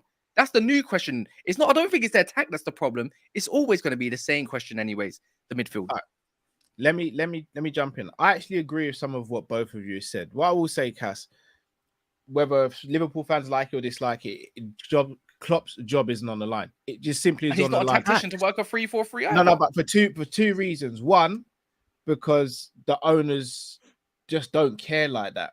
Like, they don't care, but they're stopping Bellingham, which is probably a blessing in disguise. You man probably think Bellingham is your Lord and Savior for the team. That's the best thing that's ever happened to you guys. It's not a blessing in disguise. The problem is we know as fans we need Bellingham plus another 2. Like, it was never just going to be Bellingham. If Klopp sees it that way, then Klopp's a much bigger problem than we think. But Klopp's job ain't on the line simply because, one, we ain't going to go out and get someone else because they need a rebuild and a new manager is going to demand that money that Klopp might not. And 2, the owners don't really care like that. What I will say to agree with you, though, Cass, is you're right. If you buy a player, you buy them for the strengths that they have and you try and utilize them in the position that they've been most comfortable with. I agree. I don't think Gakpo is the greatest with back to goal. I don't think he's the greatest at hold-up play, but he is direct and he has got a good shot. But where I agree with Lee is if there is anyone in the league, apart from Pep maybe, that I would trust to say, this player's come in and been comfortable in that position, but you know what? We can change him into this position. It is Jurgen Klopp. We've seen it Bruv, so we've many seen times. it too many times, man. Hendo weren't a 6, comfortable as a 6. Flipping Firmino wasn't a false 9 when we got him. Firmino was a second striker or a 10. Mane was on the right at Southampton, and then look what he did. He made him into the best left winger in the world. Andrew Mane Robertson, had the bro. but his Come on, fundamentals man, were a lot nah, better. No, but Mane's fundamentals, bro. Did he not score like a hat trick against you, man, fam, and all this kind of stuff? Like Mane was doing mad things at Bro, Southampton. do you remember Mane's fundamentals. Do you remember they had Emre Can doing up box to box, looking like Patrick Vieira, bro? Like, bro, you're nah, and man. everyone remembers the being Emre, unfair, and bro. everyone else remembers other parts of Emre Can. But when you talk about Mane's Lallana fundamentals is and his another base ability, Coutinho. Oh, come on, Mane's base ability, Lallana. he already had pace and he could dribble. And he's technically way more sound. That's Mane's actually one character. It's like Mo Salah when he got him from Roma. Again, the characteristics are different. He used them to his strengths. Play him inside, they're direct, go for goal, they go an eye for goal. You can't compare Gakpo to Mane. You could not comparing the two, but we're saying Cass. but Mane always played that way for Liverpool and for Southampton. He didn't play anything different, really. No, for being it was honest. completely different at Southampton than what it was at Liverpool. Completely different, bro. It wasn't, because I remember Lallana always slipping that man in, fam. He was playing inside and sometimes he was beating the man. It's just that obviously with Liverpool, where they got a great team, they pushed up the field and Mane didn't need to do as much tracking back. But yes, he still did. He pressed us. We bought Lallana. Yeah, but Lallana was that was injury though. Injury killed Lallana. No, but I'm saying Klopp. But we got the best out of Lallana because Klopp changed his position. Bro. That summer where Klopp went Hendo, Genie. Wasn't he a left winger? Wasn't he a right winger? Lallana? No, he wasn't. He was playing in 10.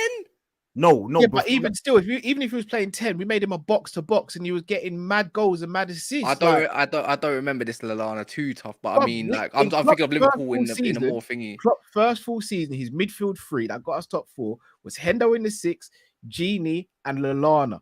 Lallana was going on a mad one. He was the one setting the press. He was getting goals and assists.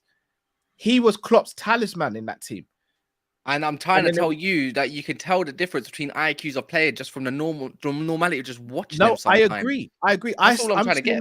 I'm not on board with Gakpo as a false 9. But at the same time, I can't sit here and say Klopp can't do it. Because if there is one man that can, it is him, regardless of the player and their talent. There's one man that can make him into anything, is Pep Guardiola. He's the real one.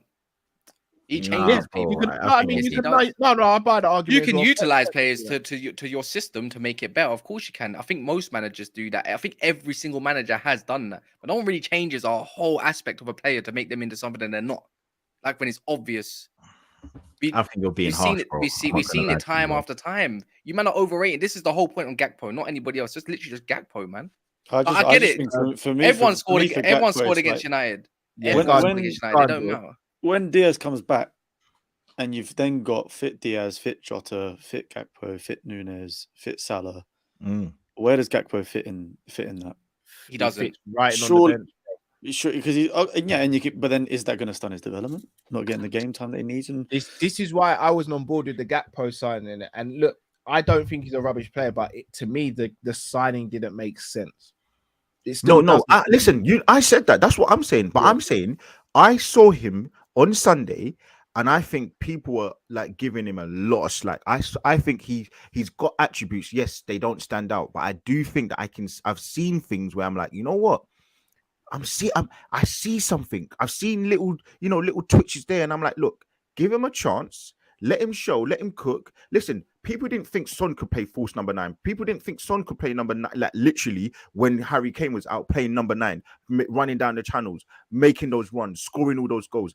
Give him a chance to do what he needs to do. Let him cook. Let him develop under a guy who, for me, no matter what I think about Klopp as a person, as I keep saying, I think you've seen over and over and over again that he has the capabilities to get the best out of some of these top forwards. He's shown it. Even someone said that Jota wasn't a number 9. Look what he was doing, bro. Like holding up the ball, playing people in, doing all the things that people. Yeah, but again, Jota's got a higher IQ than Gakpo. It's easy to see. I'm not saying don't give Gakpo a chance, but not in the false 9, using to his strengths. And to be fair, you can't even judge a man like this. It's like Man United. When Man United have no midfield, you can't really judge the attack nor the defense, if I'm being honest. Because when you got no midfield, that's it.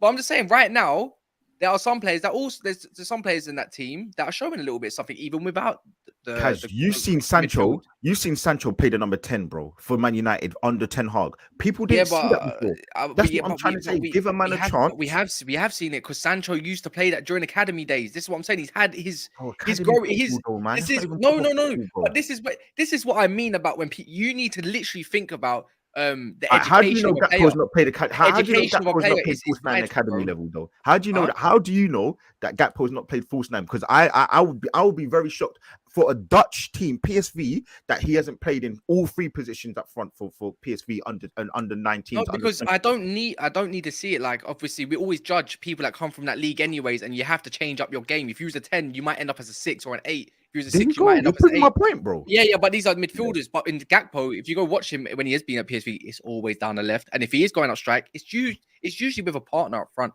It's always with a partner up front. 4-4-2, which they played, or it's going to be a 4-3-3. And sometimes even in 4-4-2, when he has played a PSV, he plays left mid. That's the difference. Gakpo played centre forward for the Netherlands in the World Cup. Yeah, and who did he have next to him? Depay. So he's always got some sort of help. Was he playing as the last man or the false nine? The thing is, let him learn. Sometimes he could drop deep. Sometimes, by the way, for Netherlands, he drops deep. Sometimes he actually did do that, like as in he was coming deeper, but it didn't work until he switched up and then he goes get a couple goals. Because when he's hanging on the last man, that's where Gakpo's dangerous. Give him a chance, bro, man. It's not as a false nine. You're trying to think of things for Klopp, and I think Klopp knows you can't play him. This is the reason why he's not even playing striker more time. No, listen, he is playing striker, bro. Barely. He gets shifted out, and Jota comes in and goes there. No, bruv. This is Look what he did. Look who's been doing. No, bruv. This has been the problem. Nunes hasn't been playing striker because Gakpo's been playing striker. This is the issue we have. So, Kaz, do you think Gakpo was that bad against Arsenal, bro? I thought he was. No, I liked it when he went on the left a little bit more. It's like, okay, this is a little bit different. Through the middle. Because they were interchanging. If you saw it, they were interchanging. Gakpo didn't just hang up front. It was always someone going there. I'm agreeing with you. But I'm saying when I saw him down the middle, I was like, you know what? You're moving me a little bit. Like I'm seeing. So I'm like, you know what? I'm agreeing with you though. I don't think he's going to be, but I'm like, look, give him a little bit of time. Because I'm seeing certain things. I'm like, look, he doesn't look too bad. So listen, I don't know, man, but. Look, and by the way, you can't use United as a sample size because 7-0 is 7-0. Like you can't, you just destroy Man United. The whole team are garbage. It's not hard. Everyone got to go in there. Ten Hag wanted him, you can't use garbage. You know what it is as well. You know against Everton, Scott McTominay had a good game, but guess what? I can't use that as a sample size. They got no striker and they barely got any attacking midfielders to go forward. He had a great game. You can't use that as a sample size. Where do you think Ten Hag was going to play him? I thought Ten Hag was just going to play him off the left because that's where it's going to be. Because for me, it was sometimes going to be used as striker just to accompany. Sometimes Rashford might go up front, maybe Gakpo, depending on that injury. It's because we could sacrifice having that direct. Because when we play at home, we usually dominate the game, right? Typically, Liverpool haven't really been dominant in loads of games. I think you're missing your Thiago there. I think where Gakpo would thrive for me, he can play up front. I think I'd like him hanging off the last defender. But when you got control of the whole game, this is where I would like to see Enrique come in for Liverpool. I wouldn't like to see it, but where I think it would thrive. You control the game. Gakpo doesn't have to come in and use all the work because he'll be on the last man. He's waiting for that final ball. That's where Gakpo comes alive because if you watch his game, he's more better as a poacher. When you see him running in direct and going to get them goals. And obviously when he gets a chance to run out a player because that's what he's been doing all his career. That's for me. That's the way I've looked at him. This false nine stuff. Look, you got to be nippy, man. Especially when you got to be. You know what I mean? Like, look at this. What I said. It's calling him a false nine. It's like a disrespect to Bobby Firmino. I'll be honest, because what he does, unselfishly, that's a true false nine. That's the whole point of that role. Gakpo isn't a creator. A false nine is a creator. Not necessarily for assists, but no. But you sacrifice your game, your stats for the team. Gakpo doesn't sacrifice himself. He's not that type of player to sacrifice for the team. He doesn't. He's the guy. He's the guy to go and get those goals for the team. In my opinion, where he thrives. Not yet. He doesn't. Not yet. Not yet. Bro, I'm partially with you. Yeah. For 3 months, you can't really judge him. I don't think it will happen. I still think he should be a left winger and Jota and Nunes should be our strikers. But I can't sit here categorically and say Klopp can't turn this around with him in particular. Because we've seen it so many times. No, that's the whole argument. The whole argument is false nine. Like, I just don't believe in that false nine thing for him, anyways. Jota would be much better false nine. Fair dues. Right, let's hit up these supers. Jada Activist says Arsenal never helped us win the league when we needed it. Fact, could have done with that. Could have really done with that. Jade Activist says you can lose a City game and they win their game in hand and you'd be level on points. You need the goal difference. Lee. Jay says I was told Upamecano is better than Konate. Yeah, I need those people to come to the table. Anyone watched Leipzig, everyone knew Konate was the better centre back. I think Upamecano's been overrated for a minute. Zlatan says Callum was checking out Haaland's stats. He has 200 goals in 243 games already at 22. It's a madness. That's crazy. It's actually disgusting. That's crazy. And just sacrifices whole teams just to score goals against other. I hope people are doing dissertations on him at uni because he needs to be. Yeah. It might have to be the guy. Jay says United with the massive bottle job. Ouch. Jay says can Benzema go back to back? I have a wild take. I know I'm going to get cooked for it. I think Chelsea knocked Real Madrid out. Oh. No, you're crazy, bro. I know how that's going to be. With what goals? You're crazy, man. You're actually crazy, bro. Real Madrid, I know they got past us, and look, we're shoddy at the moment. Real Madrid ain't the team they were last season. They're just not. Against Chelsea, though. I do see Chelsea. I think they just don't have a left back. And that's brother, they ain't scored in 4 games. You're asking them to score 3 goals in one game. Since Dortmund, isn't it? Come on, Cal. I can see Chelsea. I'm just saying. Jay says, "What has Felix accomplished, Cal? He's technical but does nothing." Look, he's not accomplished anything yet. But I do see a player in there. Personally, Hate says Lee invented the phrase. Personally, I wouldn't have that. Stir the pot. That's been going on. That's been going on since school days, man. You know, back in the day, personally, I would have that. Yeah, I would have that. And then that would or don't shoot the messenger. That's the merch. The merch is coming. Yeah, man. That was the image of you like this on the top. And then back, it's weird. It's so weird that back in primary school, like up to year 6, the one that would rattle you is your mum, and that's it. And then in year 7 and 4, it's like, yeah, personally, I wouldn't have that if I was you in it. If it was me, I would have that. You know what I'm saying? Oil City say it's time to be absolutely shameless. Treble is on. I do think the treble is on, but I just don't think you'll do it. TJ says, enjoy tonight's show. Thanks for your time, gents. Indeed. Thanks mainly to George, Cass, and Guna Lee. Jay says Dutch players learn multiple positions in the academy. True as well.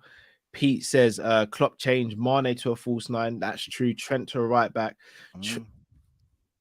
There's a bit of a false narrative with that one. Trent actually did play right back quite a lot in the academy as well as midfield. So I think that's a bit of a in this modern era. A lot of centre mids turn into fullbacks. It's the way it works sometimes. Yeah, I saw one of the best England strikers in Daniel Sturridge do madness under certain man as well. And I know it wasn't under Klopp also, but yeah. I'm not saying Gakpo is great, but people sleep on the things he does, same as Curtis. Yeah, I agree with that. I'm a little probably guilty of that as well. Again, maybe I'm a bit spoiled because I had Firmino for so long as false 9, and then Mane did it last season brilliantly. Maybe I'm part of that as well. I just think I'd rather see Gakpo playing left wing, compete with Diaz, and then Jota and Nunes can be our strikers, and you gotta get someone to compete with Salah. But that's just my humble opinion. You guys have heard me say this hundreds of times, so there's no point in me going over this like a broken record. But one thing I will keep on drumming home is, guys, please do go and support the panelists. Make sure you go and subscribe to George's channel. Make sure you subscribe to Guna Lee's channel. Make sure you subscribe to Never a Foul, where you'll see Cass, Daps, Mo, Tyrone, and special guests as well. Boy, anything you want to say before we take the people out? Listen, make sure you lot win on the weekend. Make sure, actually, look, Callum, you don't need to worry too much because obviously you're not going to be here. So is it Matt? Make sure you're right. Man United, you're playing at 5 o'clock next week. Right. Can't lie though, Lee. West Ham rotated today, you know. I don't care, bro. I'm telling you, look, now it's gonna be. If you lot drop points, you're not even gonna show up next week. That's the mad part. Oh, for damn sure, yeah. But I will say that we ain't. I'm calm because I'm calm because I know we're gonna win. I think it's gonna be 3-0. West Ham are bad. I know, but there might be that odd result where they just decide today's a good day. Listen, I hope West Ham sun's go shining. down, but they need to step up this weekend. Nah, man. Listen, from what I saw against them and what we did to Liverpool in the first 35 minutes, we will not be under that barrage of, that kind of constant. Hey, Declan Rice, as great as you man make him out to be, might run the midfield because he's such a good player, isn't he? Listen, never know. Yeah, I will not have any Declan slander because I'm begging. There's a reason why he's called Basmati, man. He's just a good player. Yeah, one of the greatest meals you can have in Jamaica is rice and peas. Give me the rice and we'll get the peas. He's just a good else. midfielder, man. I'm down, bro. Bro. You see if we get rice. If we were to get rice and Kone this summer. Wait, how are you gonna get Rice this year? You know you offered 4 million for Bellingham. You know how much they're quoting for Rice, and you think you're getting him? Yeah, but Rice ain't gonna go for more than what. They only do that to scare people off. He's got 1 million. 78 million. They can't guarantee. I think they saw Kai say though 70 million guaranteed. That's the price. I'll pay it for Rice. Pellegrini is a better player than Rice. Go get Pellegrini. He's cheaper. No, he's not. Yes, he is. He's not influential as well, bro. There's a reason why Fulham are up where they are right now, and that's because he's the influence. Don't see West Ham there. But they're having a good season. No, But Rice should be. Rice should be the seasons. Rice carried them to Europa. Pellegrini is definitely a better player than Rice. This is what I mean. English tax and English hype. It's nothing to do with English tax. I'll give you Harry Winks for 15 mil. Wait, hold on. I'll give you the No. I'll give you the Congo for 5 million. Oh, you're gonna try to outbid me. Why would you go get Rice when you can go? I will pay you to take Harry Winks. Wait. No. I will pay you and I'll drive him to you if you take the Congo. And Onene. And I'll give you the Onene as well.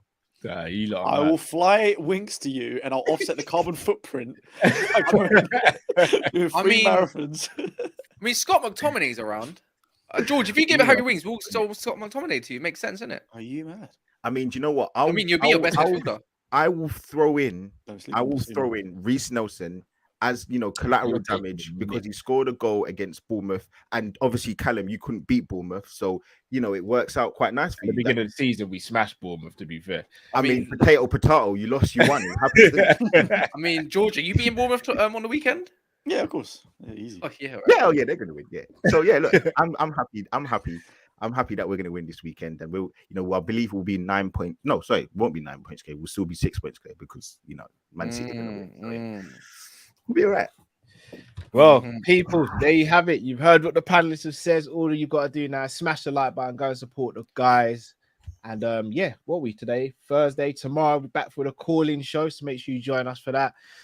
We'll have a preview on Saturday morning with a special guest. And then won't have anything Sunday, and then watch along on Monday.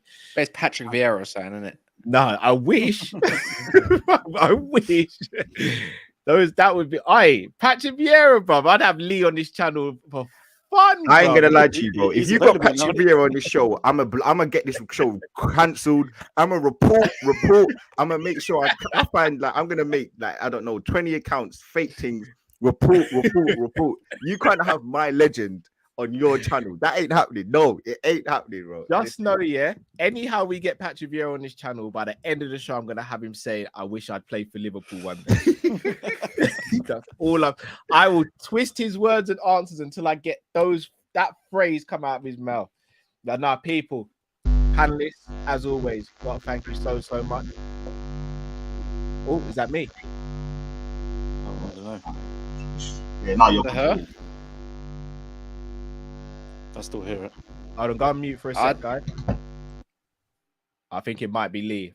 You might have a little issue with the mic. But no, people, much appreciated. George, Lee, Cass, always appreciate you guys. Thank you so much. As I said, guys, make sure you smash the like button. Go and support these guys as well. Till we see you tomorrow, have a great rest of the evening, day, or wherever you are. Thank you. Take care, people. See you later.